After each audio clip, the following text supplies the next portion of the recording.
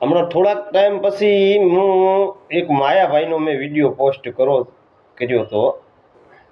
એમાં ગુજરાત આખો વિરોધ કરતો હતો અને માયાભાઈ બોલવામાં ધડો નહોતો રાખ્યો, એટલે માણસોએ બધાએ કીધું હશે.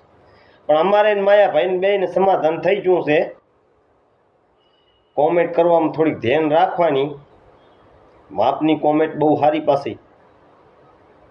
નકા અમારો નાથને મોયડો કાઢલ પડ્યો છે સાહેબ. જેટલી માન ને મર્યાદા મળે એટલું સંચવાય રહ્યું એટલું સારું છે. નકા અમે પાછા ના ખબર હોય તો તમારા આતાએ કીધું તું કે રાસની ના ઘઉં ખાવા વાળા. એટલે બહુ માપની કોમેન્ટ હારી. અને તમારા આતા પાછા બોલવામાં કાંઈ ધડો રાખતા નથી. એટલે શું કે માણસ હમણાં એક ભાઈ મને કીધું હતું કે માયાભાઈનો સમય ખરાબ હાલે છે.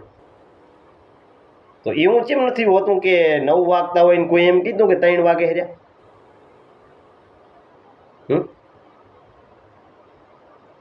તો કે બોલવું હોય બીજું ને બોલાઈ જાય બીજું. એટલે એવું ના હોય કે સમય કોઈનો સમય બરોબર જ છે, ભગવાને બરોબર દીધી. પણ શું હે, માણસને પેલા પ્રથમ જીભને લગામ દેતા શીખાય.